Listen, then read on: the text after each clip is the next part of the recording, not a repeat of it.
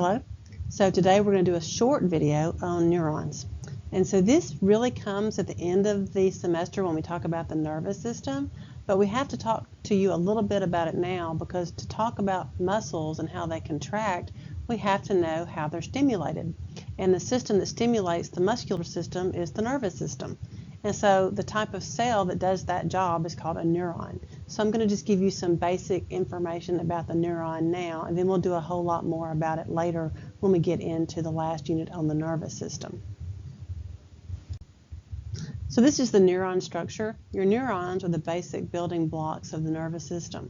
And so generalized structure, you have a cell body, and you have these dendrites. And this is where the information comes into the neuron. So information comes in from the nervous system, from the brain, the spinal cord, comes from the brain and spinal cord to these dendrites into the cell body. And then that signal is carried out this long tail called an axon.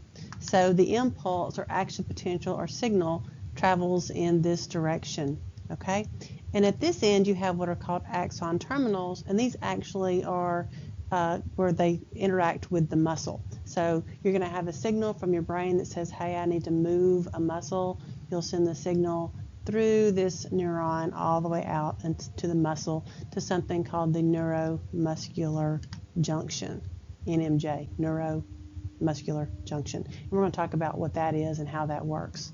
So neurons are special in that they have the ability to conduct nerve impulses, and these are called action potentials, and we're going to talk about what an action potential is and how you get one. They live a long time, okay? They're not mitotic, they're amitotic. That means they don't divide, they don't reproduce themselves. So you have all the nerves you're going to have, or all the neurons that you're going to have. You don't get more of them, so that's why it's so hard when you get injured. If a neuron is damaged, it may not come back, it may not can repair itself, and you may be paralyzed. So they live a long time, but they're kind of fragile because they can't repair themselves. And they have a high metabolic rate, which means they need lots of oxygen and lots of sugar, lots of glucose. So that's why when you're in a time of not being able to breathe, you worry about brain damage because they have a high metabolic rate. They need lots and lots of oxygen. Another thing about neurons is they have these little coatings on them. So if you notice the last neuron have these little, it's like beads on a string. This is called the myelin sheath, and it's basically insulation.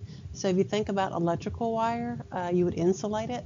That allows the nerve impulses to go faster, and it has an important role in generating and maintaining an action potential and sending the signal through the nervous system into the muscle. So that's called the myelin sheath. And again, we're going to talk more about that when we get to the nervous system, but I just want you to know what these little beads are called. It's the myelin sheath, and they're made by something called a Schwann cell on these neurons that go out to your muscles. So what we're going to do in the next videos is talk about the chain of events. We're going to talk about the signal coming from your central nervous system, so your spinal cord, brain and spinal cord, going out to the nerve or neuron that goes out to, say, an arm, and then out to the actual, this would be your arm muscle.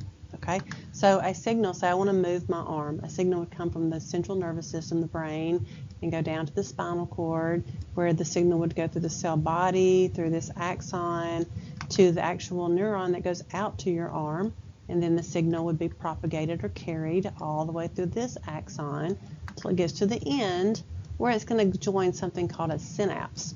And this is the neuromuscular junction. This is where the signal goes from the nervous system to the actual muscle. So we're going to talk about this in the upcoming videos. So this is our chain of events. This is going to be the next thing that you learn, is how to generate an action potential and how to carry it down a nerve cell, down the axon, and then what happens once it gets to the muscle.